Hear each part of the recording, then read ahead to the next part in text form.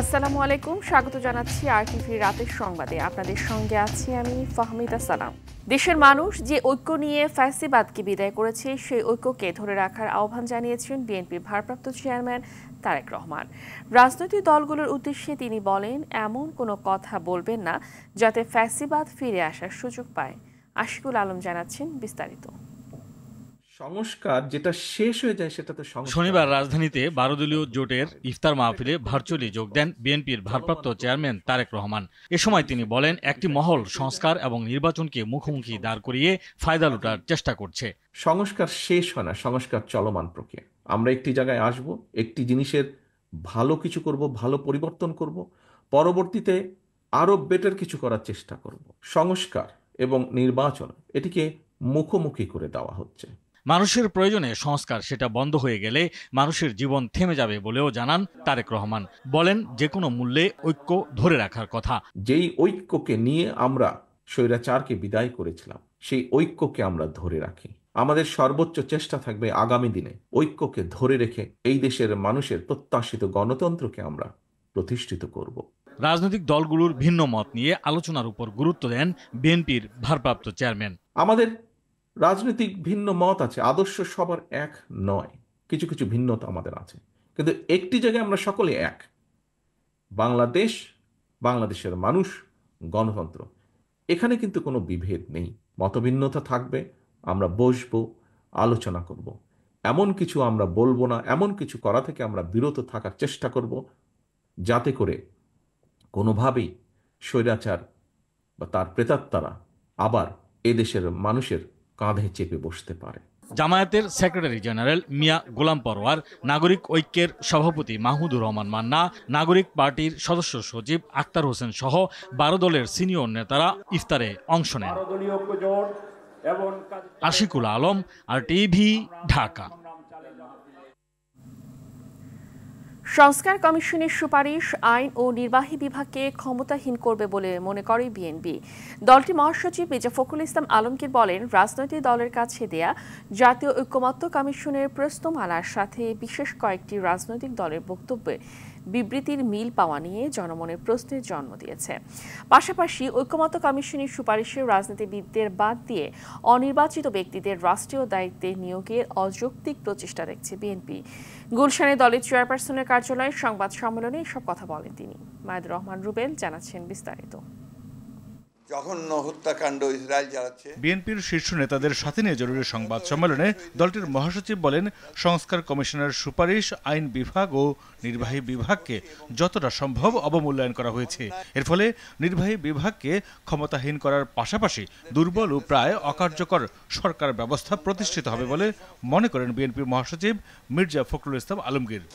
আইন বিভাগ ও নির্বাহী বিভাগকে যথাসম্ভব আন্ডারমাইন করা, ক্ষমতাহীন করাই উদ্দেশ্য, যার ফলশ্রুতিতে একটি দুর্বল ও প্রায় অকার্যকর সরকার ব্যবস্থা প্রতিষ্ঠিত হবে। তিনি বলেন, সংবিধান প্রস্তাবনার মতো অতি গুরুত্বপূর্ণ সংস্কার কমিশনের সুপারিশ থাকলেও তা রাজনৈতিক দলের কাছে পাঠানো স্প্রেডশিটে উল্লেখ করা হয়নি। রাখা হয়নি নির্বাচন ব্যবস্থা নিয়ে করা সুপারিশের 80%। সংবিধানের প্রস্তাবনার প্রিএম্বল মতো অতি গুরুত্বপূর্ণ বিষয় সংস্কার কমিশনের সুপারিশে থাকলেও তাই স্প্রেডশিটে উল্লেখ করা হয়নি।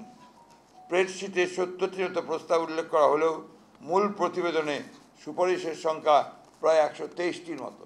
একইভাবে নির্বাচন ব্যবস্থা সংস্কার কমিশনের মূল প্রতিবেদনের 150টির মতো সুপারিশ তুলে ধরা হলেও স্প্রেডশিটে মাত্র 27টি বিষয় উল্লেখ করা হয়েছে। কোনো উপদেষ্টার রাজনৈতিক দল গঠনে পরোক্ষ ও প্রত্যক্ষভাবে জড়িত থাকায় জনমনে সন্দেহ তৈরি হয়েছে বলে মনে করেন তিনি। অন্তর্বর্তী সরকারের কোনো উপদেষ্টা ক্ষমতায় থেকে রাজনৈতিক দল গঠন প্রক্রিয়ায় প্রত্যক্ষ পরোক্ষভাবে জড়িত থাকায় জনমনে সংশয়ের সৃষ্টি হয়েছে।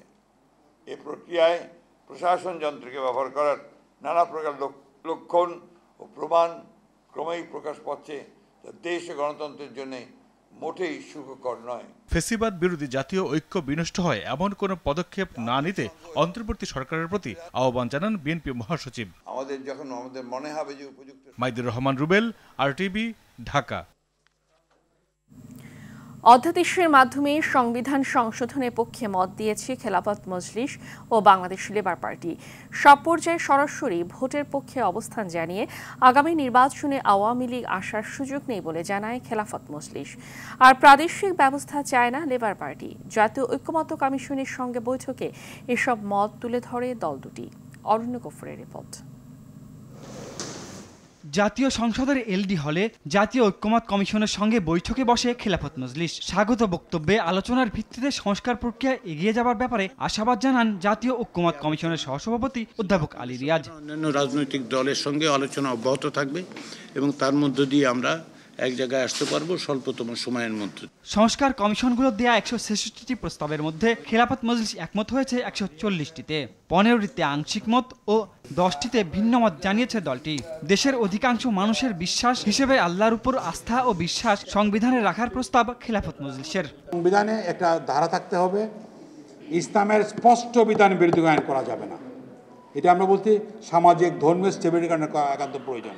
ফেসিবাদ এবং তার দোসর যারা আগামী নির্বাচনে তারা আসার সুযোগ নাই। দিনের দ্বিতীয় দল হিসেবে ঐক্যমত কমিশনের কাছে নিজেদের মতামত জমা দেয় বাংলাদেশ লেবার পার্টি। কমিশনের প্রস্তাবের 147টিতে একমত তারা, 12টি আংশিক আর 7টি বিষয়ে ভিন্নমত জানান নেতারা। কালো টাকার মালিকদের নির্বাচনের বাইরে রাখায় জোর দেয় দলটি। আমরা মনে করি যে বাংলাদেশে দ্বিকক্ষ বিশিষ্ট পার্লামেন্টের দরকার আছে। 4টা প্রদেশের কথা বলা হয়েছে, আমরা এই 4টা প্রদেশকে আমরা সন্দেহের চোখে আমাদেরকে দেখি। আগামীতে যেন কোনোভাবে ফ্যাসিবাদ মাথাচাড়া দিয়ে উঠতে না পারে, নতুন কোনো ফ্যাসিবাদ সৃষ্টি না হয়, এজন্য আমাদের আইন করা লাগতেছে। এজন্য আমরা বলেছি যে এগুলো অধ্যাদেশের মাধ্যমে সম্ভব নির্বাচনের আগে। নির্বাচনের আগেই সংস্কার প্রক্রিয়া শেষ করা সম্ভব বলেও মত দেয় লেবার পার্টি ও খেলাফত মজলিস। আমরা সব 3 বছর আগে হয়ে যাওয়া উচিত। অরণ্য গফুর, RTV, ঢাকা।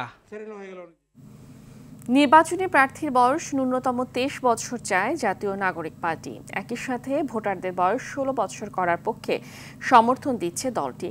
রাজধানী বাংলা মোটরে জাতীয় নাগরিক পার্টির অস্থায়ী কেন্দ্রীয় কার্যালয়ে এক সংবাদ সম্মেলনে একথা জানান দলটির যুগ্ম আহ্বায়ক সারওয়ার তুষার। এ সময় সারওয়ার তুষার বলেন, গণপরিষদ নির্বাচনের মাধ্যমে নতুন সংবিধান চাই। প্রয়োজনে একই সাথে গণপরিষদ নির্বাচন ও আইনসভা নির্বাচন হতে পারে। গণপরিষদ কিংবা গণপরিষদ ও আইনসভা হিসেবে নির্বাচিত সংসদ, এই দুটো পদ্ধতিতে মোটামুটি আমরা থেকেছি।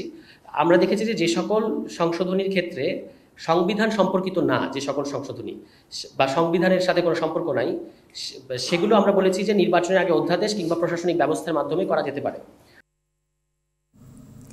গণহত্যার দায়ে আওয়ামী লীগের বিচার, নিবন্ধন বাতিল ও রাজনৈতিক কার্যক্রম নিষিদ্ধের দাবিতে বিক্ষোভ করে জাতীয় নাগরিক পার্টি।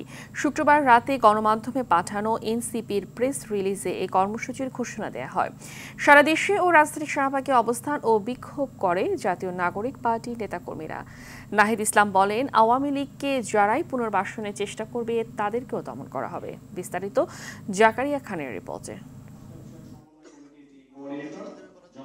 বর্তমান রাজনৈতিক পরিস্থিতিতে আওয়ামী লীগের রাজনীতি, পুনর্বাসন, প্রশাসন ও ফ্যাসিবাদের পুনরুত্থান নিয়ে বেশ কদিন ধরেই উত্তপ্ত বিভিন্ন মহল। সম্প্রতি জুলাই গণ অভ্যুত্থানের অন্যতম সমন্বয়ক হাসনাত আবদুল্লাহর ফেসবুক পোস্টকে ঘিরে উত্তেজনার পারদ তুঙ্গে ওঠে। এই পরিস্থিতিতে নিজেদের অবস্থান আরও একবার পরিষ্কার করল জুলাই গণ অভ্যুত্থানের অন্যতম অংশীদার জাতীয় নাগরিক পার্টি, যার অংশ হিসেবে বিভিন্ন স্থান ও ক্যাম্পাসে বিক্ষোভ কর্মসূচি করে তারা। দুপুরে শাহবাগের বিক্ষোভ সমাবেশ থেকে দলটির সদস্য সচিব আক্তার হোসেন বলেন, শরীরের এক বিন্দু রক্ত থাকতে আওয়ামী লীগকে রাজনীতি করতে দেওয়া হবে না। আমরা বাংলাদেশের সকল রাজনৈতিক শক্তিকে, সকল চক্রকে আমরা আহ্বান জানাই, রাজনৈতিকভাবে জাতীয় ঐক্যমতের ভিত্তিতে সেই জুলাই সরকারে আওয়ামী লীগকে নিষিদ্ধ করার কথা উল্লেখ করতে হবে।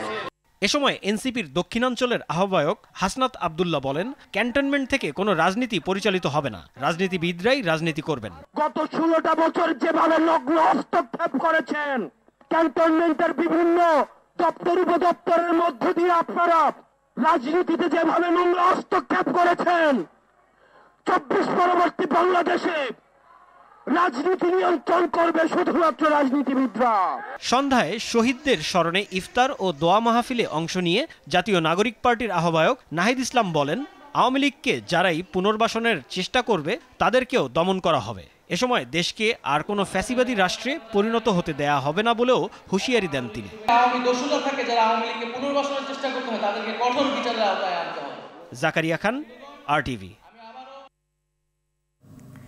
সাংবাদিকতা সুরক্ষা আইন প্রণয়ন, সাংবাদিকতায় প্রবেশে BCS নবম গ্রেডের সমান বেতন, ভিটিপি বেতারকে স্বায়ত্ত শাসন দেয়া সহ 20টি সুপারিশ করেছে গণমাধ্যম সংস্কার কমিশন। দুপুরে রাষ্ট্রীয় অতিথি ভবন যমুনায় প্রধান উপদেষ্টা ডক্টর মোহাম্মদ ইউনূসের কাছে প্রতিবেদন জমা দেন কমিশন প্রধান কামাল আহমেদ।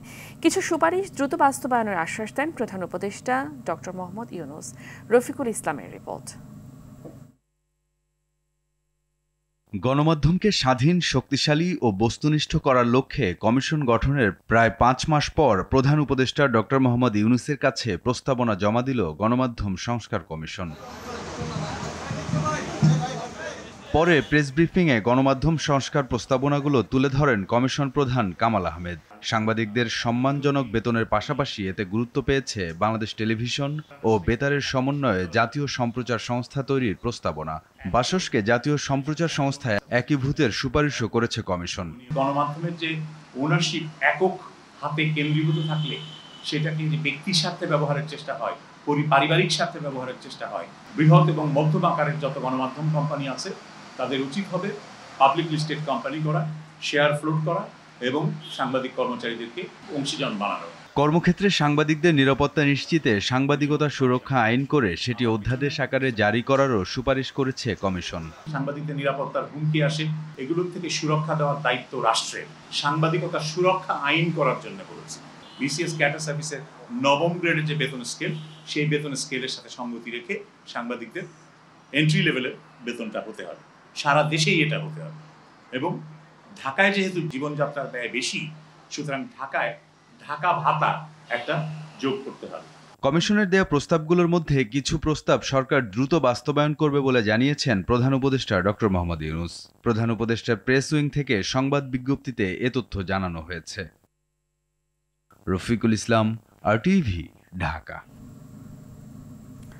গণমাধ্যমের স্বাধীনতার মূল্য সম্পর্কে সাংবাদিক সহ সংশ্লিষ্ট সবাইকে সচেতন হতে হবে বলে জানিয়েছেন তথ্য ও সম্প্রচার উপদেষ্টা মোহাম্মদ মাহফুজ আলম। শনিবার তথ্য ও সম্প্রচার মন্ত্রণালয়ের উদ্যোগে ঢাকার তথ্য ভবনে অনুষ্ঠিত ইফতার মাহফিল এবং মতবিনিময় সভায় তিনি বলেন, গত 16 বছর সাংবাদিক সংগঠনগুলো ব্যবসায়িক সিন্ডিকেট ও রাজনৈতিক গোষ্ঠীর সঙ্গে সমঝোতা করে পরিচালিত হয়েছে। এটি আমাদের জাতির জন্য দুর্ভাগ্যজনক। সভায় তথ্য ও সম্প্রচার মন্ত্রণালয়ের সচিব Mahbuba Farzana, broadcast journalist centre BJC সদস্য সচিব ইলিয়াস হোসেন সহ বিভিন্ন সাংবাদিক সংগঠনের নেতারা উপস্থিত ছিলেন। বা আপনার যে রাজনৈতিক গোষ্ঠী যারা আছে তাদের সাথে এক ধরনের সমঝোতার সম্পর্কের মাধ্যমে মিডিয়াগুলোকে চালিত করেছে। তো এটা আসলে আমাদের জাতির জন্য একটা দুর্দশা ছিল গত 15-16 বছর। আপনাদের সবার যদি সদিচ্ছা থাকে তাহলে আশা করি যে বাংলাদেশে একটি অবাধ তথ্য প্রবাহ এবং সঠিক এবং নিরপেক্ষ সংবাদ তৈরির ব্যবস্থা হবে। মহাসড়কে বিশৃঙ্খলা নিয়ন্ত্রণ ও নিরাপদ ঈদ যাত্রা নিশ্চিতের লক্ষ্যে লক্কর-ছক্কর ফিটনেসবিহীন বাস চলাচল বন্ধে যৌথ অভিযানে নেমেছে BRTA ও ডিএমপির ট্রাফিক বিভাগ। সকালে গাবতলী এলাকা থেকে এই অভিযান শুরু হয়। BRTA নির্বাহী ম্যাজিস্ট্রেট মোহাম্মদ আনিসুজ্জামানের নেতৃত্বে গাবতলী বাস টার্মিনাল, আমিনবাজার ও বেরিবাদ এলাকার বিভিন্ন গ্যারেজ ও গাড়ির বডি তৈরির প্রতিষ্ঠানে এই যৌথ অভিযান পরিচালনা করা হয়। এ সময় দুটি গ্যারেজ BRTA লাইসেন্স দেখাতে ব্যর্থ ও ফিটনেসবিহীন বাস চলাচলের উদ্দেশ্যে প্রস্তুতের কারণে মুচলেকা দিয়ে সাবধান করা হয়। তাদের কাছ থেকে আমরা মুচলেকা গ্রহণ করেছি যে তারা যাতে কোনোভাবেই তাদের ওয়ার্কশপগুলো থেকে কোনো ধরনের কোনো রাস্তায় চলাচলের অনুপযোগী কোনো গাড়ি তারা গ্যারেজ থেকে বের না করে। জেল জরিমানা করা বা মানুষের সোজা কথা কারো পেটে লাথি দেওয়ার আমাদের কোনো প্রকার নিয়ত নাই। আমাদের উদ্দেশ্য হচ্ছে মানুষের নিরাপত্তা নিশ্চিত করা। যে কারণে আমরা এই যে গ্যারেজগুলোতে আসছি আমরা ওনাদেরকে সময় দিচ্ছি। আমরা বাস মালিকদের সাথে বসতেছি, আমরা বাস চালক, শ্রমিক সবার সাথে বসতেছি, ওনাদেরকে সবাইকে আমরা সতর্ক করতেছি। সুন্দরবনের কলমতেজি এলাকায় আগুনের ঘটনা ঘটেছে। দুপুরে বনের টেপারবিল এলাকায় আগুনের ঘটনা ঘটে বলে নিশ্চিত করেছে বন বিভাগ। বন বিভাগ জানায়, খবর পেয়ে ঘটনাস্থলে যান বনকর্মীরা। খাল থেকে আগুন লাগা এলাকার দূরত্ব বেশি দূরে হওয়ায় পানির অভাবে আগুন নেভাতে বেশ বেগ পেতে হয় তাদের। পরে আগুন নিয়ন্ত্রণে যোগ দেয় শরণখোলা, মোরেলগঞ্জ, রামপাল ও কচুয়ার ফায়ার সার্ভিসের 4টি ইউনিট।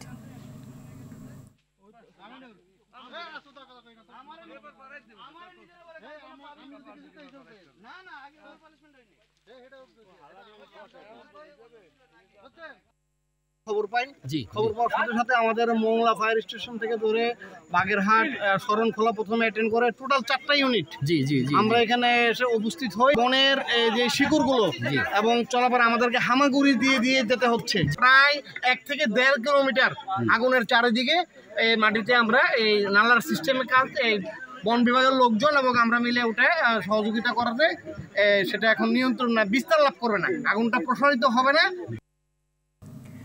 আজ দেশের অন্যতম জনপ্রিয় জুতা brand Step Footwear Uttara Sonargaon Janapath রোডে অত্যাধুনিক ও দৃষ্টিনন্দন ফ্ল্যাগশিপ শোরুমের উদ্বোধন করেছেন প্রতিষ্ঠানটির ব্যবস্থাপনা পরিচালক শামীম কবির।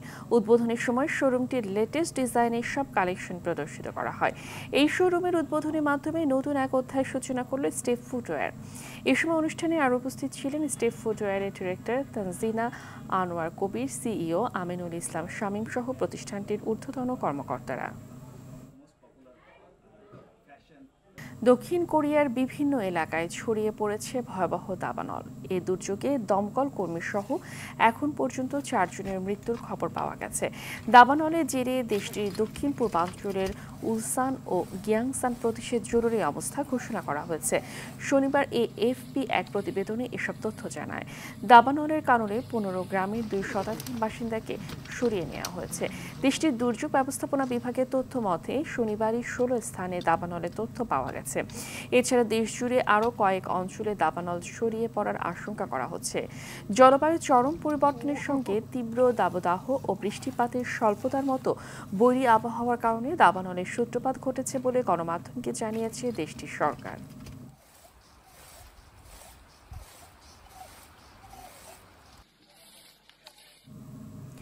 তুরস্কে তৃতীয় দিনের মতো চলছে বিক্ষোভ। ইস্তাম্বুল শহরের মেয়র এক্রেম ইমামোগলুকে গ্রেফতারের প্রতিবাদে সরকারের নিষেধাজ্ঞার মধ্যেই বিক্ষোভ করে যাচ্ছে হাজারো মানুষ। এ সময় বিক্ষোভকারীদের দমাতে টিয়ার গ্যাস ও রাবার বুলেট ব্যবহার করে পুলিশ। তুরস্কের রাজনীতিতে সেকুলার দল হিসেবে পরিচিত রিপাবলিকান পিপলস পার্টির নেতা এক্রেম ইমামোগলু 2028 সালের প্রেসিডেন্ট নির্বাচনের জন্য চলতি সপ্তাহের শেষের দিকে দলের প্রার্থী হিসেবে ইমামোগলুর নাম ঘোষণা করার কথা। এরই মধ্যেই বুধবার দুর্নীতি এবং সন্ত্রাসী গোষ্ঠীকে সহায়তার অভিযোগে আটক করা হয় ইমামোগলুকে।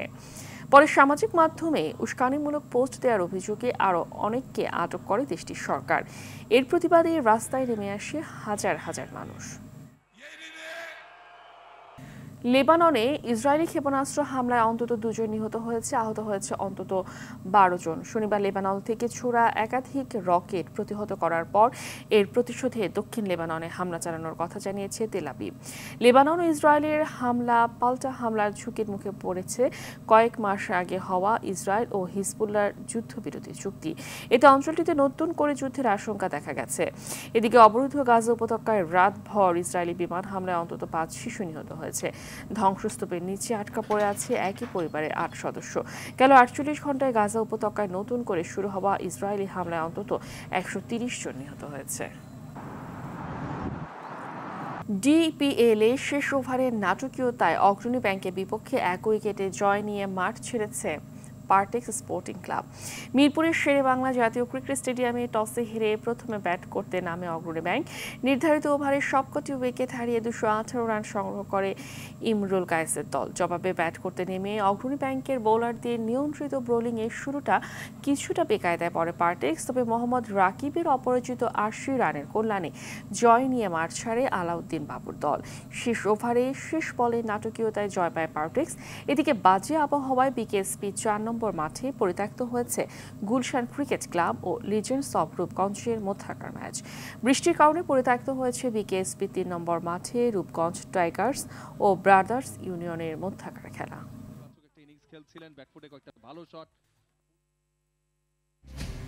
রাতের সংবাদ এই পর্যন্তই। বোধ রাতের সংবাদ রাত 1টায় দেখার আমন্ত্রণ রইল। ধন্যবাদ সবাইকে।